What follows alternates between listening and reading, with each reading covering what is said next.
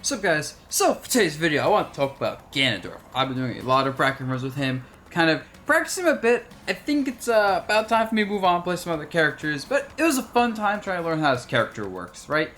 And something I kind of came to the conclusion to is Ganondorf is a lot better than people give him credit for. Just hear me out. I know you guys saw the title, clicked on it, we're like, wait, Ganondorf be good? But hear me out. So, this is a character with a surprisingly very effective game plan and a very easy game plan, which is actually a huge deal. It makes him an amazing bracket character because it's very hard to mess up when he has very simple combos and strategies and everything else. Like, this is pretty hard to not be able to do in bracket compared to some characters with more technical combos, input steps, whatever. So that's actually a huge benefit he has. But this character as a whole has a pretty simple gameplay. You know, just get in, hit you, and he has all the tools you need to accomplish such a thing. He has massive buttons. This Nair right here, oh, this Nair is absolutely ludicrously dumbly good. So he has that. You know, his up air, massive, kills, does a lot of damage, really good move. Down air, all know about this. Forward air, back air, absurdly powerful moves. Back air in particular comes out kind of fast. It's pretty hard to punish, actually. Here on the ground, he has a good set of tools. Jab is pretty slow for a jab, but it's really big and safe when blocked at a range. Forward tilt and down tilt are kind of like almost like variations in that they cover like a similar space but do different things. So it's like he has the range of a Swordy without the dish run in a lot of ways. But he has much more power, and he has really good frame data, surprisingly. So you don't want to be near him, right? And in Ultimate, there's like, if your character is a menace to be up close, or your character is really fast, your character probably is solid. And Ganondorf is obviously the menace up close, right? So, add in having the game plan of multiple burst options to do different things. Side B, obviously, you know, the most famous one. Command grab leads into like resets. You can go for combo. Follow-up, telling what they do, very read heavy, kill people. Yeah, you don't know how like side B works, right? So he has that. He has dash attack, which is actually kind of hard to punish at like max range, or if it's like a very close cross-up. Kills or leads into combos, actually, in fact. So like, you have to respect this move, because it's also kind of hard to challenge, and a lot of times it can like punch through weaker moves. And even if you like clank with dash attack, he's in perfect range for jab a lot of times, which is a really good check. And then down B just punches through so many attacks. Makes him travel pretty far, pretty fast. Actually, kind of hard to hit as well during it because, like, he moves his body backwards. So there's a little bit of a disjoint there. And it's like, alright then. That's just a very solid option. Like overall, he has three really good burst options with different uses that kind of cover each other well. Come on, though, like, just moving around naturally in this game, and it's hard to actually keep him out. And you might say, oh, projectiles himself long him out. Yeah, projectile characters are going to corner themselves, and Ganondorf can exploit people cornering themselves really badly. So, even though he doesn't have like the best like spammable speed, I mean Nair actually, he can spam with Nair for spacing.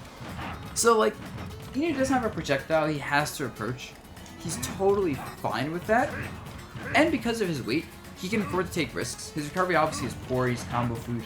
But if you're controlling the stage well, have good DI, and like good like disadvantage sense, it's kind of hard to kill him as well. Like if you mess up, like if Ganondorf's off stage, he can challenge a lot of edge guards with just up air. Side B as well if you get too greedy.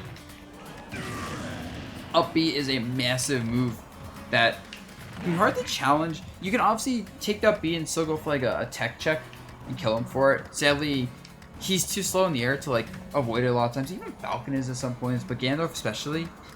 The up B buff didn't actually matter much for him. Speaking of up B, by the way, this is a massive hitbox. I know I talked about Falcon in another video, his up B being a massive grab box.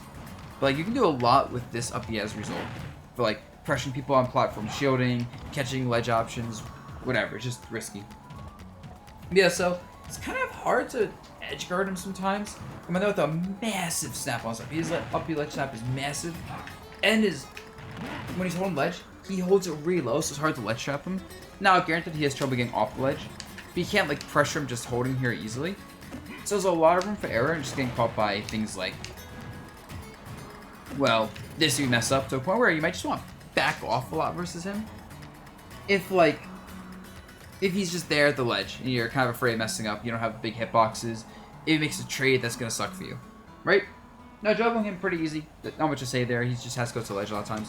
He does have, like, a big, big hitboxes, meaning if you mess up juggling him, he can punish you. This down B can be a nice mix-up because it stalls him in air for a second, then sends him flying down pretty fast. His juggling game kind of sucks. Kind of relies on platforms there to land. And it's like, the fact that even that's his worst thing is like his disadvantage, and he has tools that are good enough to counterplay his disadvantage. People don't give him credit for that. A lot of people just say, "Oh, this character sucks off stage, getting juggled, bad character, combo food, dead." And that's not quite the truth. Some matchups maybe, sure, like Pikachu or Palutena, but who doesn't get destroyed by those characters? And if only advantage state, right? I mentioned how like devastating combos or whatever hits you once, this might just happen. But even his advantage state is nuts. Things like down B to like chase you across the stage really quickly, and especially with ledge cancels, can be really fast. The big hitboxes comes into play once again, where it's like he goes off stage and starts naring and like up B to catch you recovering, down airing, and suddenly you might just die off getting outplayed. Like if he reads you, if he knows how to like cover linear recoveries, you can't do much about like this sometimes. This up B, Irish mentioned, it's such a powerful move. So, offstage it sucks. His ledge jumping is, he doesn't have any setups. He just has big hitboxes, so you can't just get past him easily. He can cover everything pretty simply. This Nair does a lot for him, along with like side B. And smashes, of course, which is like hard to punish like this. A lot of characters can't really quite punish this at max range on like block, so it's good. It's an okay ledge up tool. This is ledge hold, covers a lot of space around him, kills a little bit faster than you think. Down smash can cover roll very well, and actually he's pretty hard to punish the back hit. So like, if you do regular get up and shield, that's like safe. It's actually annoying. You might say, oh, let me just jump above him. Just don't try jumping above him. Just don't. And then up smash as well. Just parrying into like big punishes.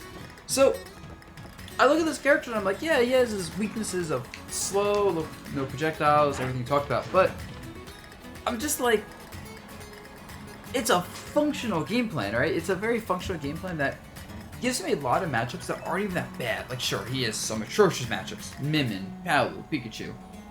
Like, a lot of the top tiers just beat him. But I feel like amongst, like, the mid-tier characters and below especially, he kind of does fine versus the characters don't have, like, these super degenerate strategies that allow you to never interact, or allow you to hit the opponent once and just kill them.